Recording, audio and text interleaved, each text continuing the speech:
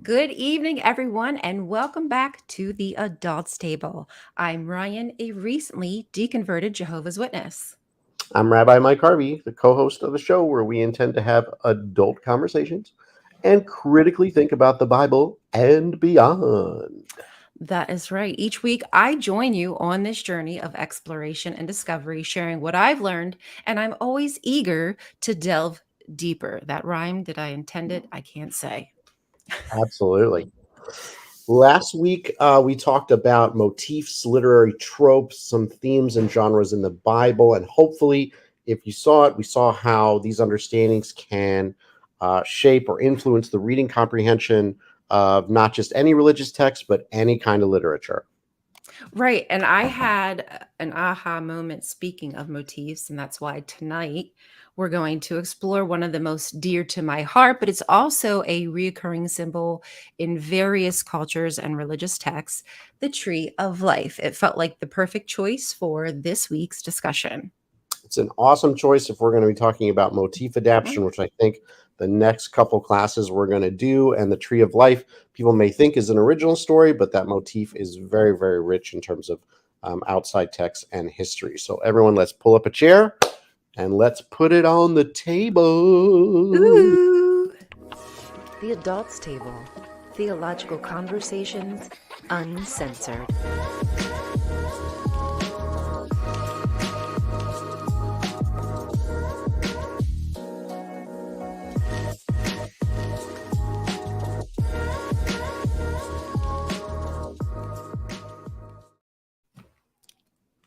Welcome back, friends. I love that So this group. is going to be our second episode of the Adults Table. So I'm hopefully you liked the first episode, and we're going to be going down this sort of Please. path, the tangential path of where we're going to be going. So we're super excited. Yeah, I learned a lot last week. I really did have some aha moments, and that's why I thought like this would be a really good idea to talk about the tree of life. But unfortunately, last week I completely forgot that we asked our audience a poll question, which was, do you still consider yourself to be religious? And 11%, so 11% of our audience still considers themselves to be religious, which, I think is fabulous. We appreciate your participation in the poll. And I hope that you can, along with me, take what we learn from this show and just continue to apply it to what we learn and critically think about what we've been taught since we were young. That's really just the goal here. No, I agree. I think this show that we're starting isn't just for people who are non-religious and curious. I think it's for people who are religious and want to expand their understanding and maybe even make more meaning in the text that maybe they've learned but never seen this way. And hopefully that it will create a stronger faith for you or a different kind for you. But this is all out of respect for the text and the holiness and for all of you. So we're so glad that that 11% is with us as well. Yeah, because, just because I'm not a believer doesn't mean that I can't appreciate these texts. I can't read them with the profound knowledge that this is something that was important to people at one time. And I don't want to just poo poo it. And I don't want to elevate, someone else's belief over anyone else. I'm just here to kind of learn more and see how we are really tied together through these motifs, these thoughts, The divine doesn't necessarily have to be a god, in my opinion. That's just my Right. opinion here. But it can just be these beautiful ideas that we've shared through thousands of years. Heck yeah. And I think that we're trying to, that's what we're trying to do here at an adults table conversation, right? We're trying to take away the simplicity and some of the misinformation that maybe you've been taught to put your faith in a particular box, Right? and We see what boxed it happens up. when we expand your knowledge a little bit to say, hey, this happens, now what? And as a rabbi, that's something that I enjoy doing with a deep love of Judaism, deep love of Jewish texts Hmm. and scholarship. So you're not alone if you are wrestling with those things. To me, it's made life far more interesting than Right. just this is what we believe and blah blah blah. Right? This is much more fun. So I I'm think the super now excited. what that now what is really big. Yeah, it Is is. that It is now really big. what? If I just if I just waved my magic wand and I eradicated all religions because some people just think religion is like the bane of our existence. Right. Now what? Right. You know, And listen, there's we got to have anti-theists a out middle there. We get it. ground. We get it. But I think the I now get it. what can be productive in terms Mm, of becoming a different kind of believer, or um, shifting from a certain kind of belief to another, or removing elements that are toxic or unproductive, and creating more of a critical thinking, and going back. So in all of my teachings, and I think Ryan in the same way, we've experienced some great transition and transformations for people who still love their faith, still adore it, and just think differently about it. And some people who have gone a completely different direction after hearing certain things, one way or the other. And no matter what, it's the right response to what we're teaching. yeah, I like that. We have a road for everybody. We don't Heck all yeah. have to travel that same road. It's your journey. We're just here to make you better visitors on this planet. Let's hope. I hope I can make myself a better visitor here on this planet. Heck Um, yeah. but even though, as I said, I really don't know what I am. I'm still trying to figure that out after waking up of living my life mostly in a cult. But Right. for me, as I said it in the opener, learning about the tree of life and learning that there were these common motifs that were used before the Bible kind of shook my foundation. Like we talked about motifs, themes, tropes, your purview, right? Your perception and so much Mhm. more. And I'm sure you can probably throw a ton more stuff in there that we read, but we can use those as clues to look at the literature that we're reading and decipher, are we supposed to take it literal? Is it supposed to be rhetorical? Should we, be asking ourselves, what is a skillet? What do we do with the skillet? Or are we just supposed Right. to Right. Right. take the damn skillet and cook with the damn skillet when we're reading Right. a cookbook? And I'm not sure if there's any more that you wanted to add into that lesson, but I thought with the tree of life, and since for me it was a big part of like my waking up, and Yeah. I, I just love it. I think it's beautiful. I think it's super cool. I can't believe that this damn thing has lasted. I don't know. I know it goes back thousands of years, but just how far back I couldn't say. Yeah.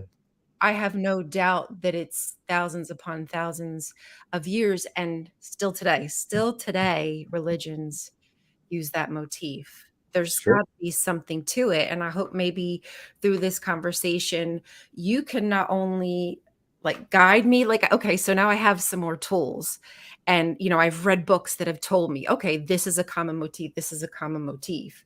But what I learned last week is recognizing, okay, when we see a few motifs kind of hovering around in this story, that's when we can recognize, they're being adapted.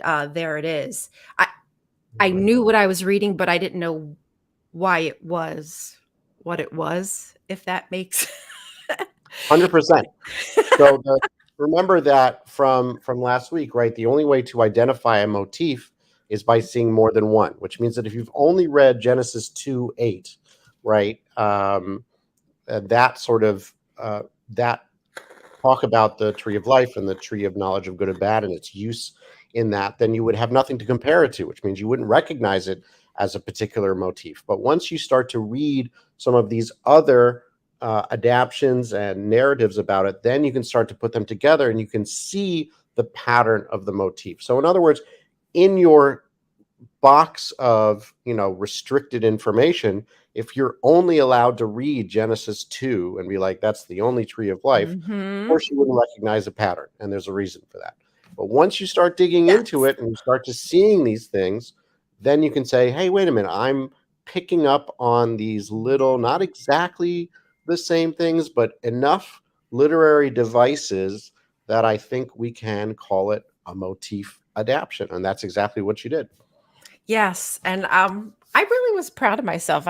Yeah. I'm not even going to lie and say I cried a couple times, but that happens a lot with me, and that's not necessarily because I'm an emotional person, but because I'm connecting dots after years of having these questions and now finally coming to the realization.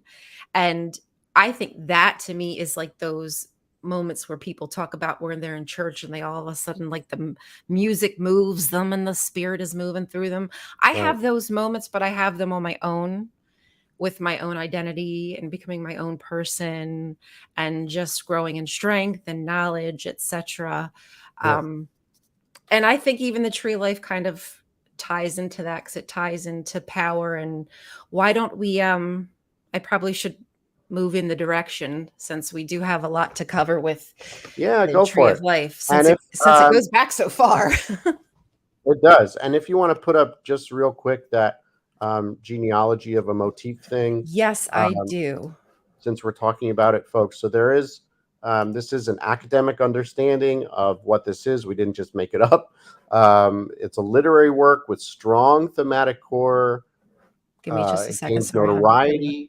There we go. Right. The storyline is used and reused. Right. But you can, just like Rion did, pick up on these core elements that are enough recognizable that you can see it in a second or a third literary work. So it's a theme that is abstracted in a literary context and it's used in other literary contexts. And again, you can't recognize one unless you have more than one lined up. So I'm super excited to see your building of this motif adaptation pattern by recognizing this. So I'm super excited to see it. I think other people are too. So let's rock and roll.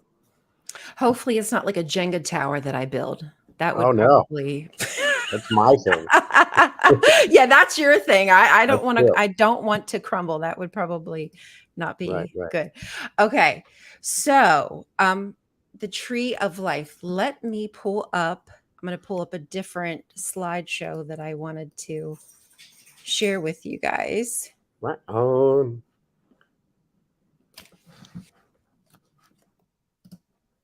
There we go. Oh, look Look how at that beautiful. thing. That is AI generated, obviously. This is not Obviously. this is not a real tree. But the tree of life, as I said, is a profound motif that it captures my imagination. And when I look at this, it does kind of move something inside of me. And I'm imagining that because many cultures have adapted this motif, that it must also be very symbolic to them. Um, so give me one second. The tree of life, what it symbolizes, and I probably should ask the people in the audience if, like, when you look at the tree of life, is there anything that it strikes in you? Is there anything that you feel? Do you feel moved by it? I know I certainly do. And obviously, this picture is really just, extra like movie cinematic. But generally speaking, if we think about maybe even the Celtic image of that circular tree of life and what that meant to them, and it probably was the circle of life. You instinctively kind of are drawn to this interconnectivity, worlds connecting, the connecting of different worlds. And if you were in a tree, if you were in a forest and you were looking up at a tree, you would imagine those leaves, just like you see in this picture, they're kind of reaching into the heavens. They're able to see into the divine world. And that's where the gods live. The roots would reach down into the chthonic world, into the underworld. You can even think afterlife. But the tree itself, like the trunk itself, it's here, it's in our world, it's intrinsic to our life. You can touch it. We eat from it. It represents the circle of life. And even when you look at the tree through its life cycle, like I live in an area, thankfully, where I get to see the trees go through this cycle where they, it gets cold, they pull in the water from their leaves, the leaves fall, they go into like this hibernation stage. And the next thing you know, it's warm for one day and you look outside and all of a sudden the leaves are back. Like, I don't know how many times, like, I've looked at a bare tree, and I look out one day and all of a sudden, oh my God, this tree is full of leaves. And it's really quite beautiful. And I'm really thankful that I get to see the seasons like that. Uh, and this circle of connecting the mortal into the spirit, you can think of that tree as a conduit of the vine. Think Asherah pole, right? Why do you think Right. Asherah pole was so important? Why was it right there in the holy shrine? Why was it next to the pillars? Why did Moses? Why did Aaron? Why did they have these staffs? I can't tell you exactly, but likely there's some kind of connection. They have some kind of power. And I also thought, which would be a good topic at some point, just as a reminder, if I remind you, maybe you'll not forget. But I was wondering, how I said, like, you eat the fruit of the tree. Yeah. It's mother, it's nurturing you, it gives life. Is there something, okay, we'll get to that one day. Is there something to be said of that? Because it's just too far off. Is there something to be No, said of no. that with, like, think of like Christianity, and you're Yeah. supposed to eat of the God, you consume the God. I wonder if there's anything that connects there. Okay. Yeah, I don't want to drive. I don't want to like go too far off. No, that's okay. I think, all the stuff you're saying is so cool because most people are used to the only particular adaptation of the tree of life, which is the gateway to immortality, right? The gift that was given to the first humans in the garden, Right. that this was the tree that you are allowed to eat from because you are immortal. And then once you eat of the second one, which is the knowledge of good and evil, once you become knowledgeable like a god, right? Then you are no longer worthy of eternal life because otherwise you would have all the things that would make you a god. So in a certain Yes. context, the tree of life is the gateway to the divine in that metaphorical way, Mm, in terms of eternal life, but also in some cultures, as you're speaking about, in a more literal way, that this is how one reaches to the divine plane where the gods live. But the idea of consuming, um, making life and things like that, there is certainly things to it, and Christianity went and ran with it quite a bit, but it is not particularly present in this context. In Genesis 2 context, it's more about the idea about being like the gods, and them being afraid of that and not wanting to do that with the pantheon and all of that. But I just wanted to throw that out there about the fact that the tree of life is, depending on which motif we're looking at, either a metaphorical or a literal way to eternal life, either to the divine mm-hmm. themselves or to be like the divine in certain ways. So it has a whole lot of power in that way, not just never ending life where Adam and Eve just wouldn't die, but that being like the gods, they became eternal beings by eating it until they were no longer worthy of doing so. And also thinking of the whole like consumption portion of it. I don't remember exactly, but I know that there is a book that talks about mushrooms. Like, damn, it's really like it's leaving my mind right now. But the magic mushroom and the Oh, consumption of the magic mushroom, and now you're kind of connected to the divine. You're seeing all kinds of stuff. Your walls are down. You're right. interpreting everything completely different. And I just wonder how much that could have been 20, 30 whatever 1,000 years ago, but eventually gets, dulled down to something else where maybe it's not necessarily eating a mushroom and tripping on something, but you're still Right. partaking, and you're becoming one with the divine, or reaching into another realm, what have you. But the Not much is ideas, original. So, I mean, in terms of yeah.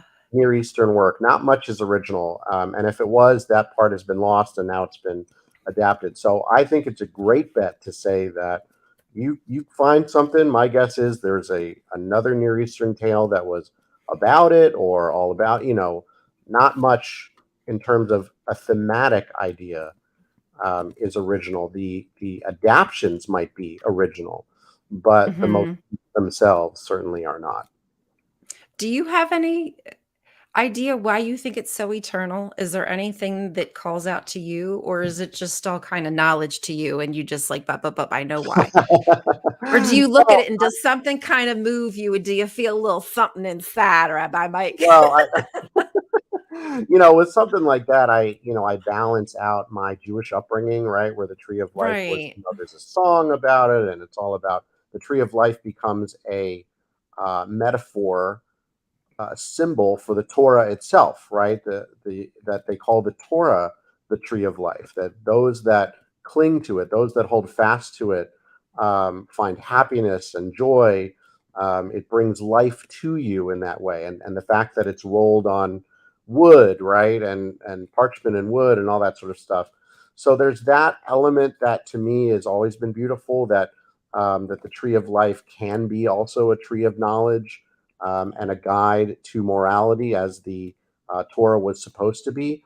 But then I add Mm. in my sort of scholarly understanding that the idea of the pantheon wanting to create these servitude beings called humans, and they gave them 2/3 of themselves, which was their humanity and their eternal life. But once they had that third part, the knowledge of good and evil, they were kicked out because they were no longer able to serve the gods. And so I think there's some amazing stuff to take from that. That eternal life Right. was a gift that we could get, no problem. But knowledge was the restricted part. Life wasn't, the knowledge was.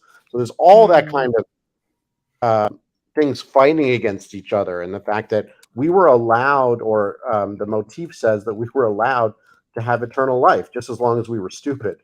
Yeah. But the minute, the Thanks, minute that God. we started to um, think for ourselves, we were no longer Oh, worthy to live become like forever. one of us. Oh boy. Right, Oh, exactly. and that even goes into like the Tower of Babel. Like, Right, right, God damn it, look at these mother effers. They're speaking the same damn language. They're making bricks. They're building this freaking ziggurat or whatever the heck to the high right. heavens. Nothing's gonna be able to stop them. Yeah. Yeah, Same we were thing. no So longer gonna serve them, I guess. a lot of limitations placed on us by the pantheon, and fear of what we will become. Um, but yeah, I mean, I think there's all kinds of imagery for tree of life, and all of it is beautiful and good. It's a great symbol for and used for all kinds of things. Speaking of which, uh so this was one of my favorite finds. Like, I found it. Yep, you found it. Congratulations. I was out there with a Yeah, shovel and a little yeah. broom, just like scooting off the dust. Yeah, that was me. But this is what they consider to be one of the oldest ashras found. This was found in situ, just like this. Hmm. There was pillars, graves found. But this is 75 freaking 100 years old, y'all. Yeah, man. Seven, like, I just, I love it. I love the fact that it More than still exists. 6,000. Yeah. More than 7. More than It's yeah, 7,500. That's why I love it so yeah. much. But it's eternal. Right. It's still here. It's going to be for as long as I can imagine. And is it so influential because it taps into something like that interconnectivity? Like, where do we come from? What are we doing here? What's our purpose? What connects us. And this could just be like our shared contribution to, other cultures, our reflection upon the human spirit, our connection to the other worlds and each other.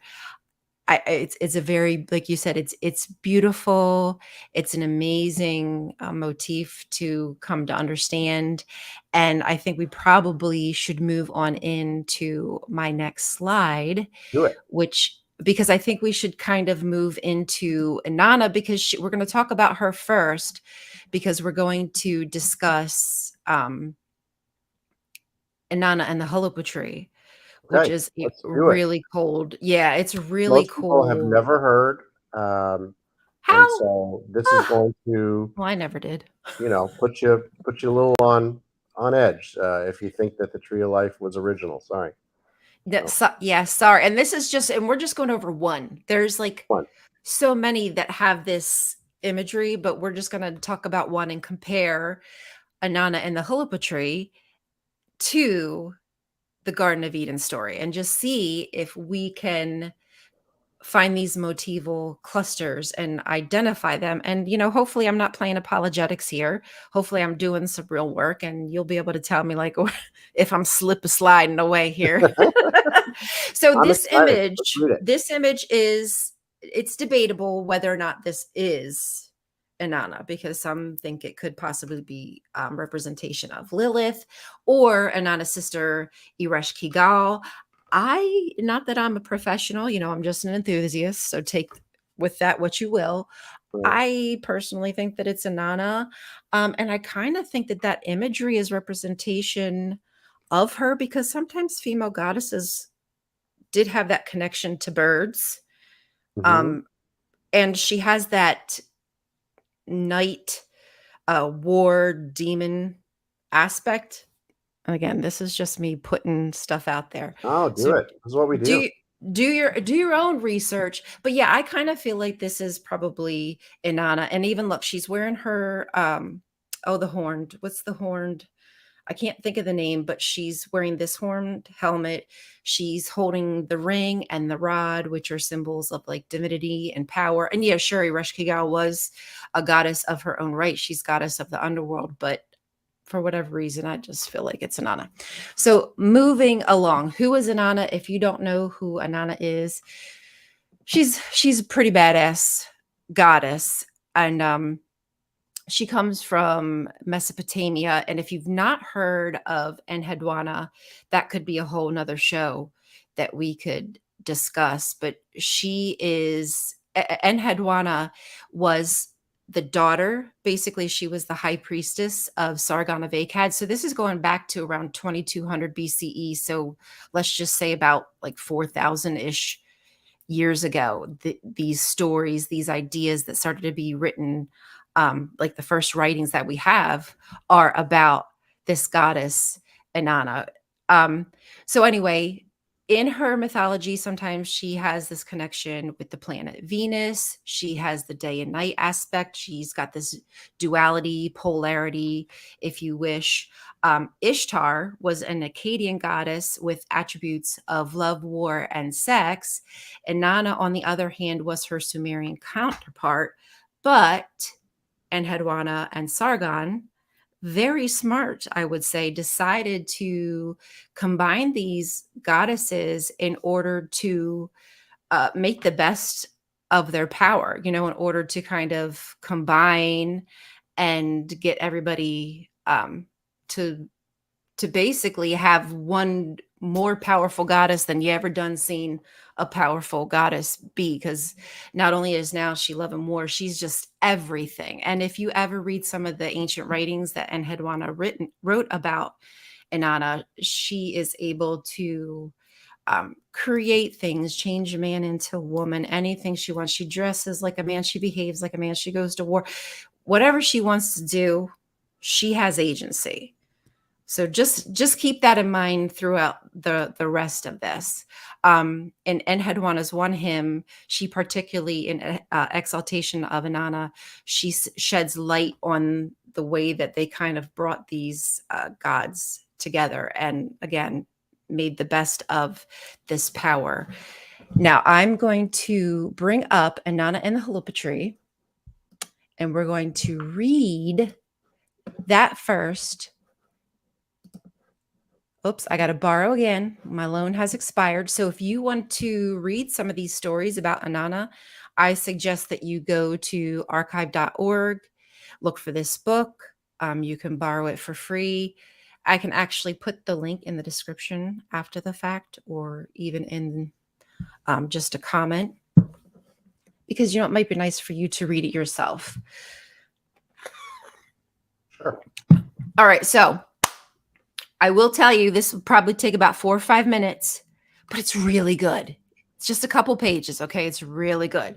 So let's get into it, and just go into it with an open mind. See what you recognize. See if there's anything that you can, again, recognize motifs from the Garden of Eden story here.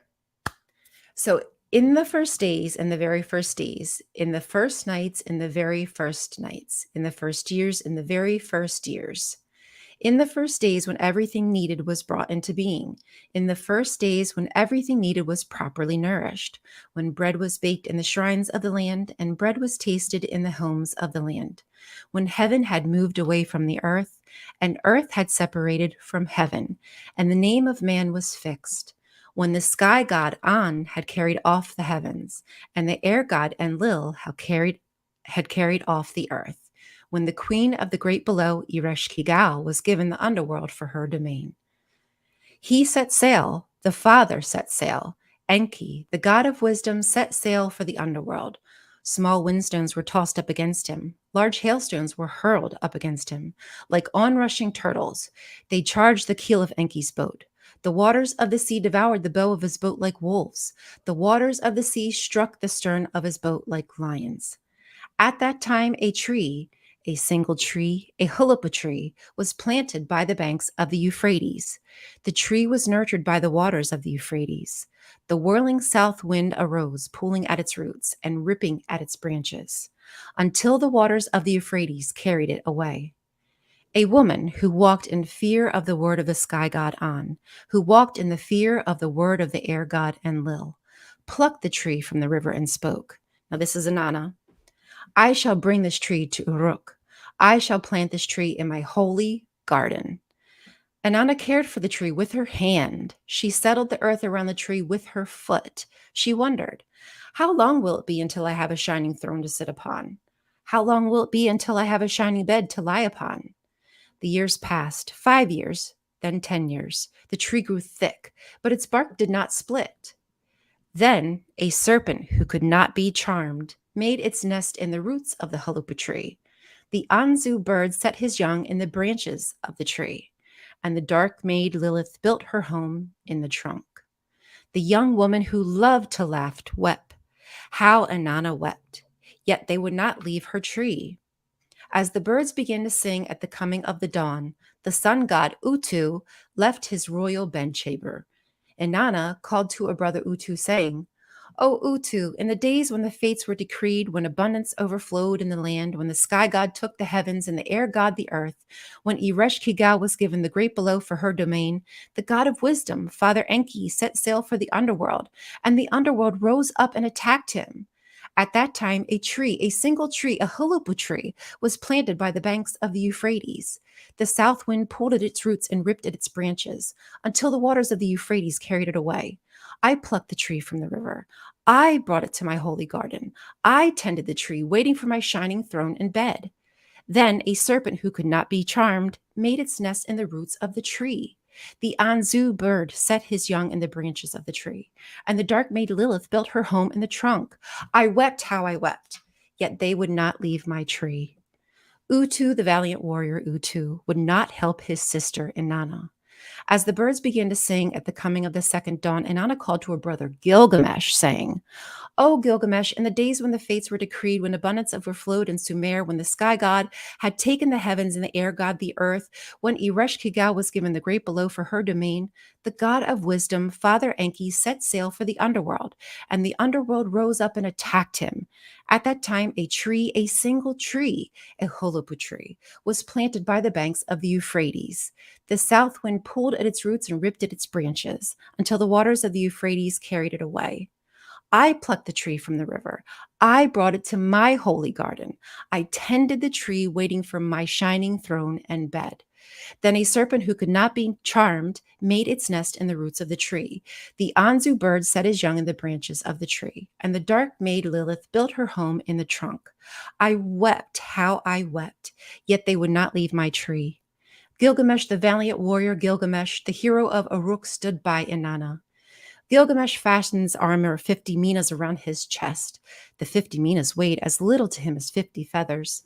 He lifted his bronze axe, the axe of the road, weighing 7 talents and 7 minas to his shoulder. He entered Inanna's holy garden. Gilgamesh struck the serpent who could not be charmed. The Anzu bird flew with his young to the mountains, and Lilith smashed her home and fled to the wild, uninhabited places. Gilgamesh then loosened the roots of the halupa tree, and the sons of the city who accompanied him cut off the branches. From the trunk of the tree, he carved a throne for his holy sister. From the trunk of the tree, Gilgamesh carved a bed for Inanna. From the roots of the tree, she fashioned a puku for her brother. From the crown of the tree, Inanna fashioned a miku for Gilgamesh, the hero of Uruk. Whew, that was a story, right? Amazing. And a beautiful hymn, like the repetition, the song of it Yes. all. That's very standard in terms of Near Eastern songs, so that when you see things like biblical poetry, you should start to recognize that this was the way of Near Eastern legends that were told through song, through poems. And so it's very important to recognize those. And I really would love to hear it just as it, in its natural Oh, yeah. language. That would just be Ugaritic or original. Yeah, I just feel like that would be amazing to hear. So I'm not sure. What do you think would be best? Should we jump into Genesis, or should we kind of talk about what I think I recognize as motifs? I'm not sure what would be the best way to go here. I would say before we jump into Genesis, there should be some things to our listeners that should have popped out immediately in terms of recognizable thematic elements. And I'm sure you can name a few. So why don't you name a few that you recognized right away and gave you those moments? The ones that I freaking like talk about all the time ad nauseum. Right. Okay. The tree. Right. Obviously, it's got to be the tree. Garden. We Right. see this common garden. Snake. Now, Snake, right. I could kind of maybe say like the Lilith, but that kind of comes in later Jewish mythology. But It does. The concept of Lilith Yeah. does show up later, but that doesn't mean that it was invented later. It means that someone remembered it later.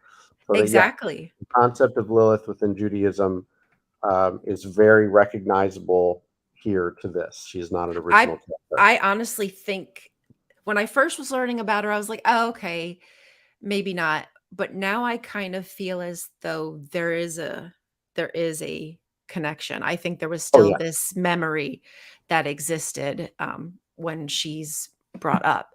So the tree, the snake, the garden. Did I miss anything? I think really those are. That's pretty big.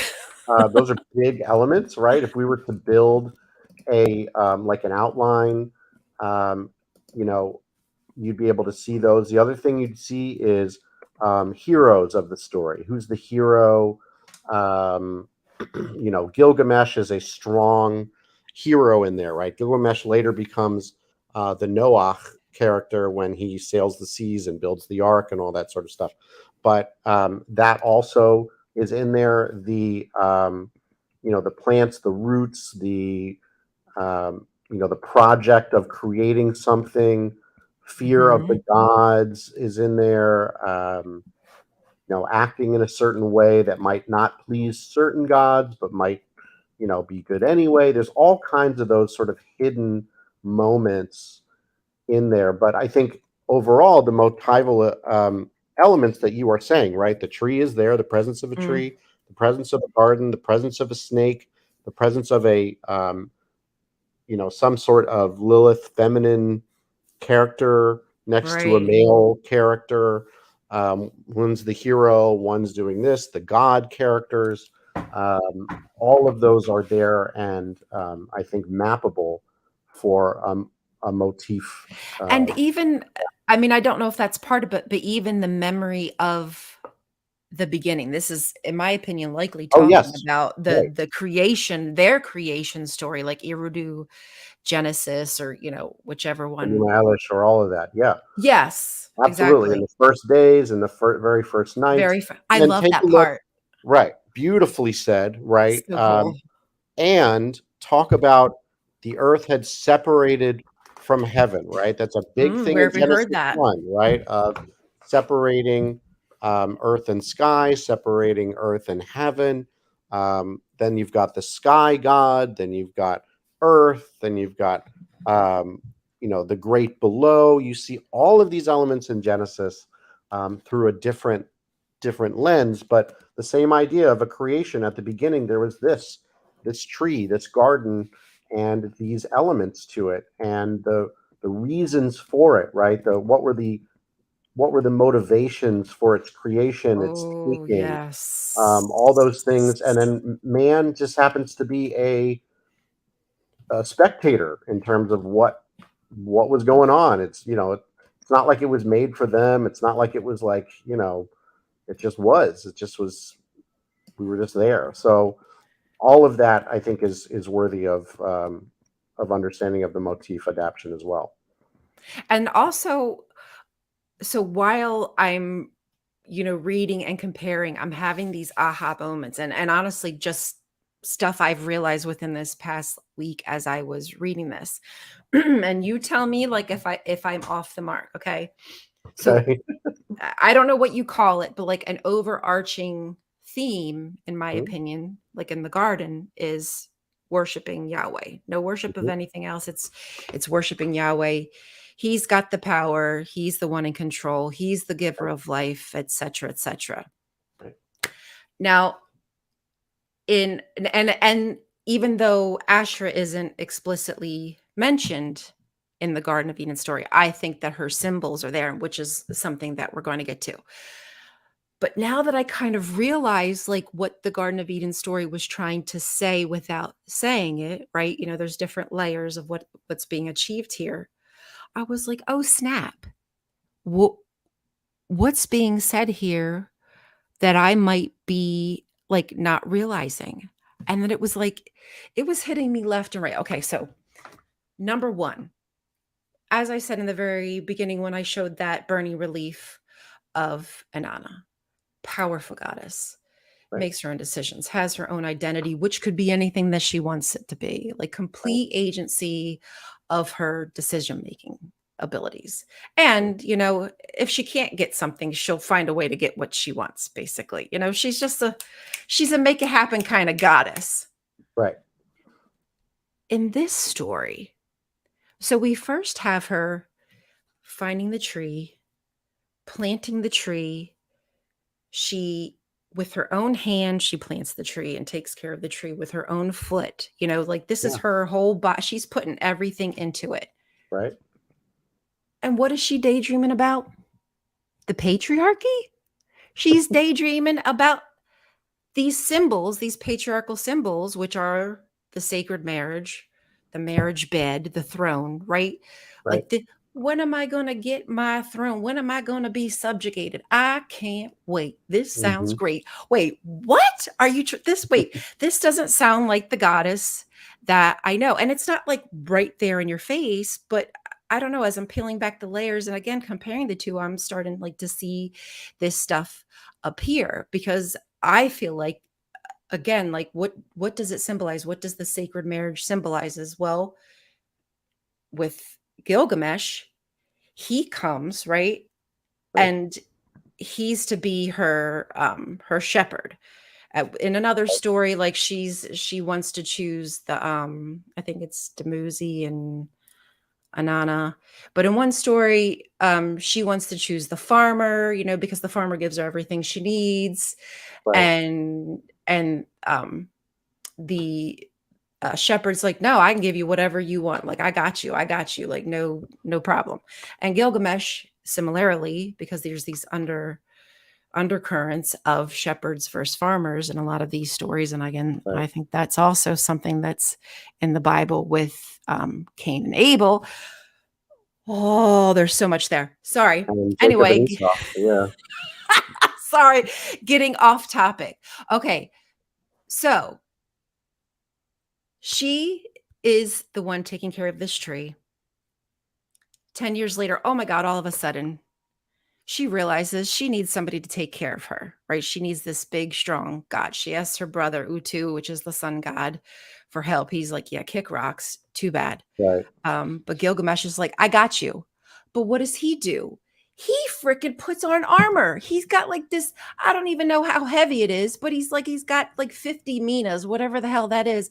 But it sounds like he's ready to go to battle. He goes in her sacred garden, freaking rips up the tree. He doesn't even, I can't think of what it's called. It's not culling. Shoot, I learned this like a long time ago in school for like Arbor Day or something. But there's a way that you can like harvest from the tree Right. and not completely rip it out and tear it down. But what did he do? He disconnected her connection to the divine. She's now taking what was sacred to her and now wishing to be subjugated. In my opinion, she's like longing for like Gilgamesh just to come rescue her because she's a damsel in distress. It's to me a complete 180 of what we saw with Edhendwana, the high priestess, writing about Inanna just, I don't know, 1,000, whatever it is, hundreds of years, 1,000 of years, 1,000 of years, 1,000 years I got you. early. Like, oh my gosh, like how the tables turn. She's losing her agency and almost taking part in it. She's almost asking for it. Right. And you have And to I, consider who's the author and what's the point right. here, right? Because we see our story about the tree to be particularly patriarchal in that the woman cannot survive without, is built from the man. And then you have the story of Lilith, right, which is the exact opposite, which is this woman who says, no, I'm not going to do what you say.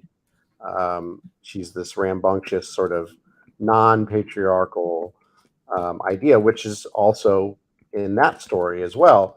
So I think there's a tension in all of these stories about who's in charge and why.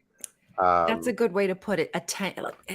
All these words bumble around in my head. I'm like, I idea, got theme. I don't know what Yeah. it is. It's something. It's a something But that's there is. happening, and I can There is recognize it, but I don't know what it's called.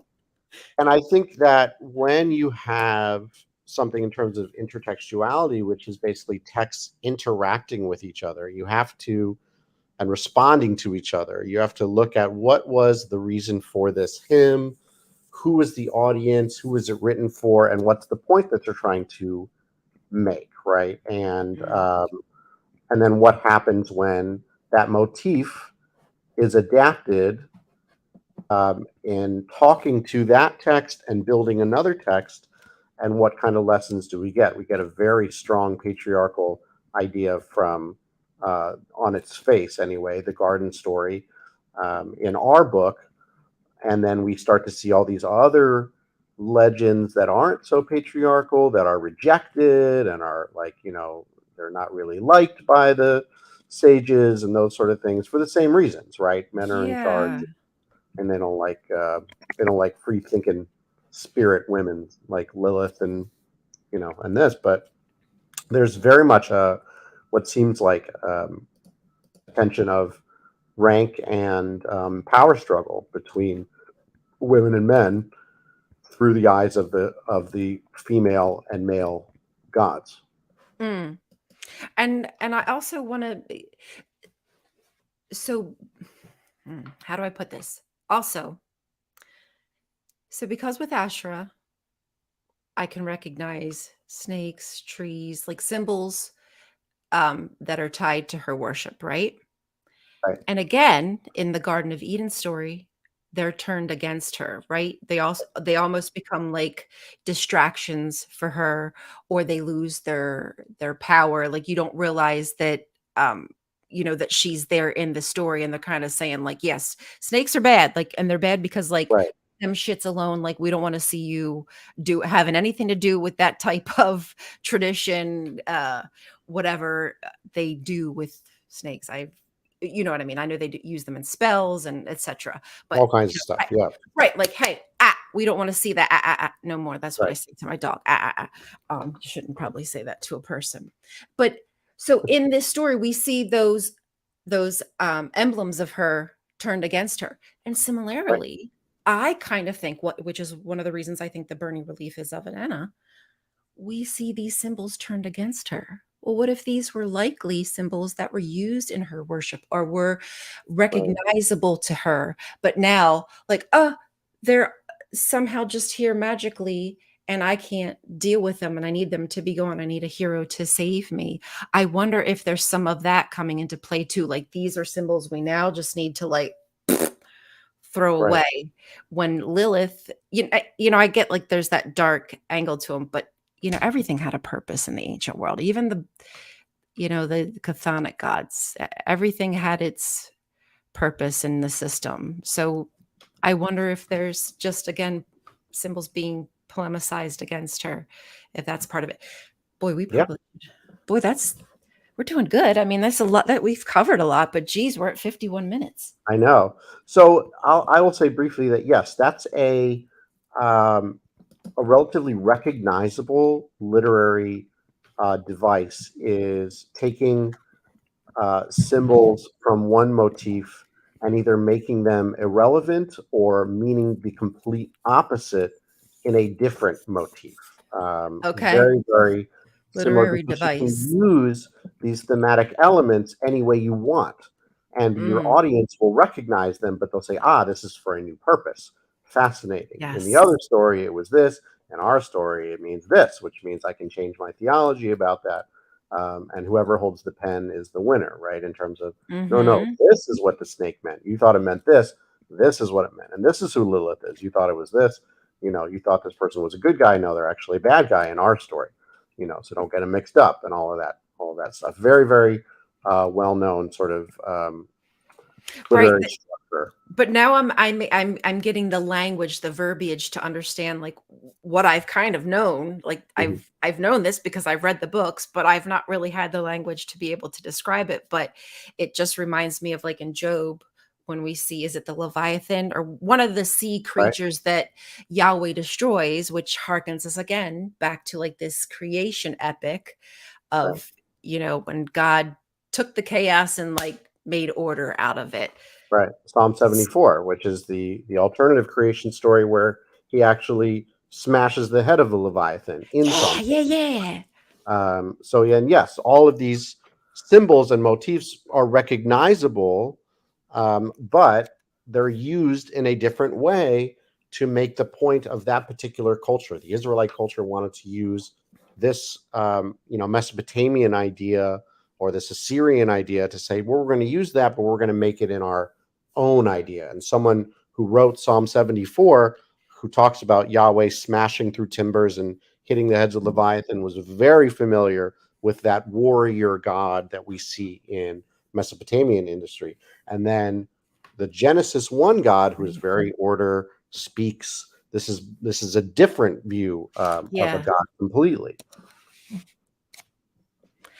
So why not, since we're talking about, and we're getting close to time here, Yeah, since we're talking about these symbols, I do have some pictures just to show you why I also believe that um, archaeology kind of backs up this idea yeah, of let's do the it. symbols of Ashra, because I think that's important as well to kind of give all the evidence that I have. Yeah, go for it. Um, Yeah, connect the dots for us. let's connect the dots. So imagery. So you can see here, this is some Egyptian imagery found on tombs. And on the left-hand side, I love this because it reminds me of Meet the Parents, where the tree has a teat. And Oh I my think God. I think of like If it has a teat, you can Right. milk it. Can you milk me, Parker? Yeah, So I this got is you. what I think. But it's but it's beautiful, right? This is what people see. This is what they Oh, think when yes. they think of they're being nourished, right? Very, This very is much. mother Yes. taking care of you. And on the right-hand side again, the goddess is the tree. She provides, and she's pouring something, maybe some kind of milk, special liquid, I don't know, from that device that she has, but I've seen that device elsewhere in other depictions. Oh, here it is. It's right here. So this is Newt, and she's pouring a liquid out with this little birdie kind of guy drinking it down there. Hmm. And here we go. One of my favorites. We'll start at the right-hand side. So this is Usimu. He's a two-faced god. To his left is Ea, and you can see the water coming from him. And I don't know if those are salmon or meant to be anything in particular, but you can see the fishes. He's obviously the water god. He's wearing his canonical horned hat. In his hand is likely what they think to be a zoo bird. And then I love this. This is such a cool thing to see is Utu coming out from in between the mountains. And this imagery is common with the sun god. This is what they do. They traverse the sky, and every night they go down in between the mountains, and they're actually the gatekeeper. It seems to be a common theme between the sun gods, but they're like a gatekeeper to the underworld. So you can see him rising out between the mountains. He's got a blade. I don't know what the F he's going to do, but he's a god of justice. So maybe he's about to like handle some bitches. Right. Whatever. Okay. So to the left of him is our bae, is our girl, Inanna Ishtar. In her hand, she's holding maybe like a bushel of figs of some sorts. And I wonder if she's holding it above Utu's head because, they kind of play in tandem with fertility and harvest and things of that nature. I don't know if there's some symbology there, but anyway, so that's what's happening there. She has quivers, she has a mace, and as you can see on her right-hand side is a tree. A lot of times you'll see next to her this tree symbology. And then to the far left is some kind of hunting god. I'm not sure, but we see a lion. A lot of times lions represent courage, justice, prowess. You're special. You're somebody special. So they Right. think. Seems, yeah. Thanks. Yeah. And again, I don't know that this one is specifically any goddess, but you can see there's a male goddess on the right hand side. In between is this tree giving life. To the left is a female goddess with a bun in her hair. And guess what you see next to her? A snake. And I've mentioned this before, but when you see a snake upright, that means it's, and there's one also behind the other god, but when a snake is upright, it's a conduit. Like it's giving direction, knowledge, wisdom, what have you. And when a snake is downtrodden, like, when you step on a snake and you make it kick the dust, eat dust or whatever, that's more of a bad, like chthonic symbol. Just a FYI, what I've learned in my travels. All right, here we go. Asherah. So these pendants, if you take a little look-ski at the bottom of each of the pendants, they got this common little triangle, what they call the pubic triangle. And coming out of this pubic triangle is, what do we see? A tree of life. Yes. And even the bosoms, a lot of times you'll see the hawthorn style headdress because there's a lot of influence from Egypt, specifically going back around that 13th century, because, that's when Egypt had control over Canaan, Ugarit, what have you. There's some more. So again, because of where they're finding these pendants, I believe these were from Syria. Did they say Minute El Beta? Yeah. Okay. So yeah, this is all from around the land of Canaan. Who would be the popular mother god representing fertility, the mother goddess, everything that you would, archetypal put into that, project into that position of a goddess. And come on, the Bible The Bible gives us the biggest clue. Like, if it weren't for the Bible, maybe we wouldn't know, but the Bible literally gives us her name because you can tell they hate her so bad because she was worshiped and was appreciated so much. So the Yeah. Bible kind of ties it all together with the Asherah pole. Like, it gives us all the evidence we need to distinguish that even though her name isn't written on these as Asherah, like this is Mhm. Asherah, there's other clues that tie it together. For instance, I love these, but on the far left, we see the ibexes surrounded, flanking this tree of life. On the B, again, we see the pubic symbol with the two ibexes. And again, on the right hand side, same imagery. And down below, I'm going to go to here. This one, the Lachish ewer, however you say that. Mhm. Not only do we have this tree, you can't see my mouse, can you? Oh, yes, you can.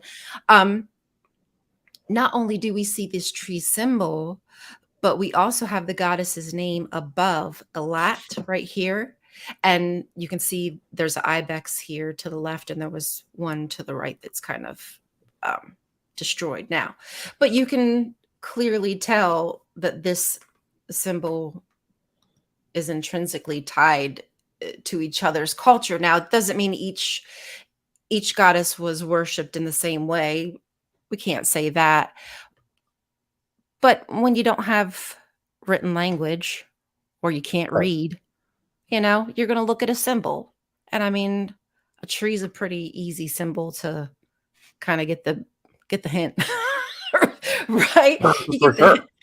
for And sure. then for those who want to see like what's going on in the Israelite world, if you read in First Kings and Second Kings, that's Good where point. Asherah is being mentioned by name. She's called an abominable thing. It's burnt down. There are prophets of Asherah.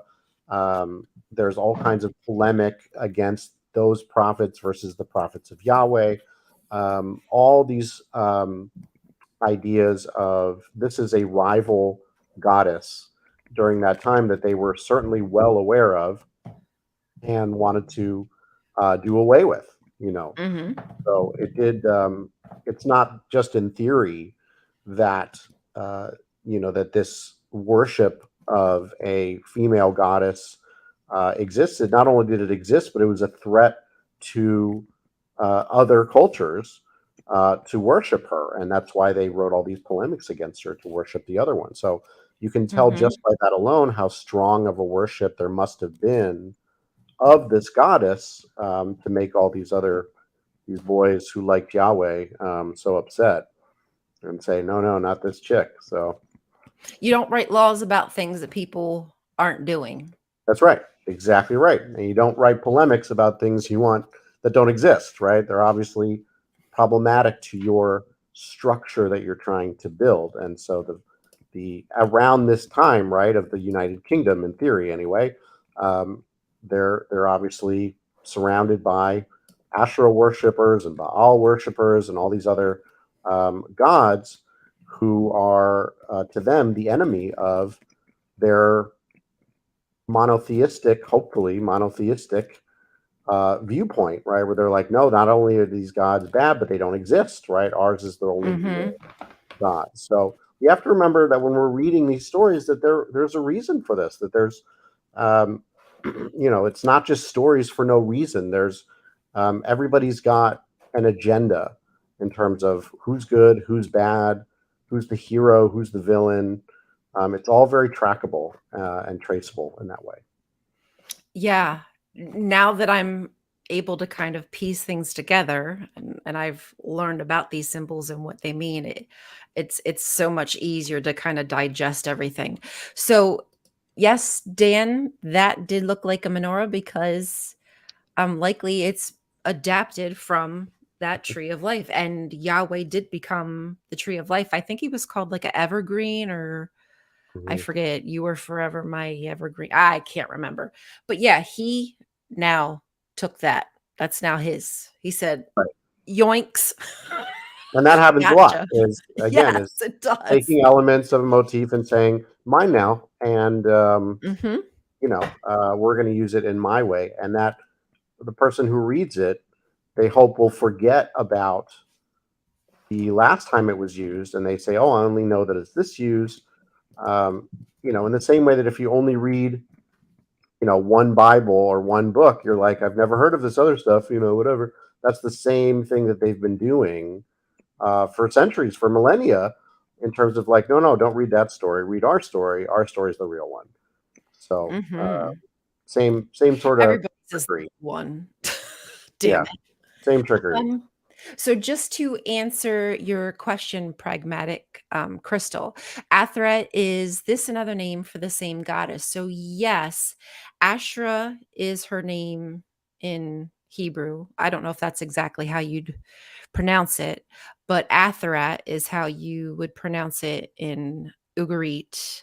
I Right. think she was Asertu, Asratum, something like that in Akkadian. I'd have to check on that. But she's had a couple different names. And again, that doesn't necessarily mean that in each culture she was worshipped exactly the same. But you can see these similar characteristics are they're woven together, they're tied together, synchristic ties, travel, war, who knows? But these ideas are carried around. They're like Right. whispers. And we are limited by what language is talking about them. So if you're reading it in Ugaritic, or you're reading it in Akkadian, you're reading in Biblical Hebrew, most likely Asherah isn't a Hebrew word, but they took it in whatever way they could pronounce it in those letters that were there, Mm. spelled in that way. And so whoever would know it would recognize it to say, "Oh yeah, I know that girl. That's however, our Ugaritic neighbors call her this, we call her this because we speak a different language or whatever it is." Mm. Right, because even here, I love this pendant simply because boom, you got the snakes coming out the groin. Like Yeah. what are you trying to say here? It's pretty obvious. Right. And you got her perched on top of a lion, which is pretty common for her. She's got the ibexes. I mean, hello. But Right. I have Kadesh in here because that's Mhm. again, like you said, it's a different language. You speak it differently, but this was likely her name in Egypt, Kadesh. Mhm. Just as I said, her name is different in other languages. Right. So she's known by many different names. It's the same goddess with the same motifs, the Mm, same attributes, so that wherever you go, you recognize attributes. that this is the same sort of goddess. And so that's what we have to pay attention to when we're studying. It's not that, oh, they're different names, but it's the same. We recognize the trope, we recognize who they're talking about. Hmm. Well, um, we are at an hour and 7 minutes, so we probably should wrap up. I I don't we didn't really get too deep into Genesis, but I Mhm. feel like we touched on the reasons as to why we made the connection. Hopefully, people can see, right? If we're talking about Yeah. trees, gardens, Sorry, snakes, y'all. life, hopefully you're recognizable, and that story is recognizable enough in terms of Genesis 2 and a little bit of Genesis 1. The point basically is that these are not unique elements, not a unique story, but Genesis 2 and a little bit of Genesis 1 come from a long line of motif adaptions with these elements that are trackable. And so when we see what the tree of life represents, or we're told represents in Genesis 2, we can go back and say, well, this is where they came up with it, right? This is where they came up with the idea of the snake, the idea of the life giving, some sort of nurturing, motherly ideas of life, all of that coming together. And so the author knew what they were doing, put it together, and said, here's our story, here's our version. Mhm. Right. And it's one of those, if you know, right? If you had read the story during the time, You'd be like, I recognize this. My neighbors have a different kind of story about it, but this one's our legend. And eventually you forget about the neighbors, right? When they go away, and whoever wins, whoever stays, that's our story. And people are like, it's the only story. Well, that's not true. It's not. But you can still have your story, and understand that it's not unique, but it's still important, meaningful. Yeah. All of those things are still Cultural okay. expression. There's Exactly. so much in there. Totally okay to love the Adam and Eve story for what it is, just as long as you recognize that a lot of it is borrowed, just as it always has been. Just like Genesis 1 is borrowed from Enuma Elish, just like the Noah story is borrowed from Atrahasis and Gilgamesh. We see this over and over and over again. And so hopefully this does not take away for you the meaning of the holiness of those stories, because it wasn't meant to. It wasn't meant to Right. take away anything from you. It was meant to build a mythology, build a people, and frankly, it did quite Right. well in terms of what it was supposed to do. So Just like with Inanna, if I can maybe try to draw a parallel here, just like with Inanna, there's all these different stories about her that span, 1,000 years or whatnot, right? mhm, Not by the same person, all different opinions of her, all different expressions of her, but they come under the same corpus of understanding, who this goddess is supposed to be. And similarly with the Bible, there's all these different compressed ideas pushed into this one book, and we're just trying to kind of separate it out a little bit better so each book can express itself like it's meant to be expressed without the idea of the other books compounding it and maybe taking away some of those ideas. Take off those Christian glasses that are trying to smooth over all the mistakes in the narratives or whatnot. right. And a reminder that, if your pastor or priest or whatever has their own interpretations of Adam and Eve, that's fine too. What they're doing is continuing a long history of interpreting these Interpretation. texts, Right. and saying this is our version and this is what ours means, and that's okay, as long as you recognize that what they're doing is not unique or alone. That we on the pulpit, we midrash, we speak out with interpretations of these stories, and we continue the tradition of That's what doing it. every And saying, this is what it means to preacher, us. pastor does. That's what they do. Exactly. It's their spin. Just like each Exactly book right. was their spin. It's everybody's spin, which is why I'm like, why do I need everybody else's spin when I can just get my own damn? I can take my own spin. Yeah. Robin Faith Wash, I love her. She's a scholar. I have her book. Anyway, she said something. She's quoting another author, but somebody was doing research on like folk religion and Mhm. lore and things of that nature. And the person said that while they were interviewing people, it was practically just being made up on the spot. Like Yep. it wasn't necessarily some kind of memorized, like no, it's unless it's got like a song to it where you can kind of memorize it, but even then it can be adapted. But people would Right. just make up these histories or whatnot of their culture Yep. just like that, but all probably have these elements that would tie it together. But to just think that it's inspired, I think that we should remember that it is inspired, but not necessarily by God, but people's Right. version of God. So it's kind of inspired by God, but vicariously. So Right. It's inspired by belief, right? And so, there we right. go. It's inspired And by belief. I will remind our friends that as soon as you say, this is it, this is the truth, it's divine, whatever, you lose all the history and the meaning and the fun. Okay. You erase thousands of years of motif adaptation and different stories who've done the same thing, and you're making it no fun anymore. So don't do that, because it's just Boo not, hiss. it's not fun to just say, Mm-mm. this is what it means because my pastor said so. That's boring. read more and do more interesting stuff. All I'm saying. Well, we hope to kind of take people on this journey with us. I'm probably going to learn way more than you, but I hope that maybe I can kind of Yeah, yeah. teach, maybe I'll teach you a thing or two, but either way, we can Heck kind yeah. of walk everybody through a more appropriate way to critically think about um, not just holy texts, any text. I want to approach things That's right. with a All better literature. understanding. Right. I want to have better tools. I want to better recognize what I'm seeing. And really my ultimate goal is just to be more well-rounded, but also to have better conversations with apologetics. We got to start, Heck yeah.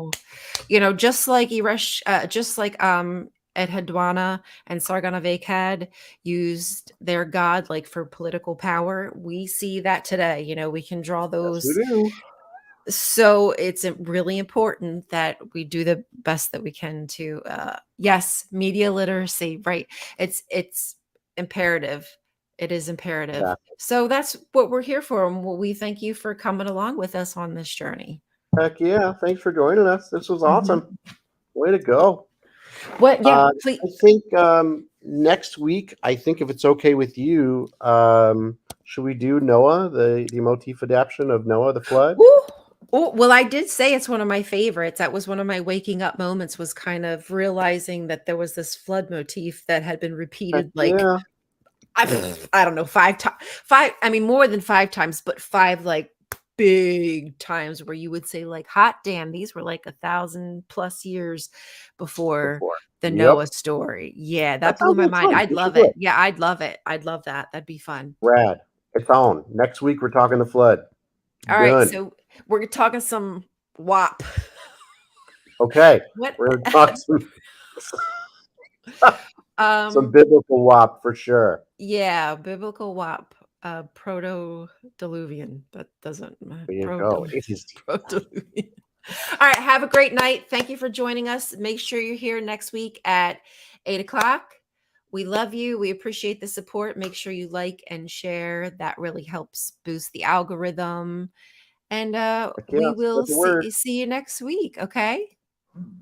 Alrighty. See you next time. Bye.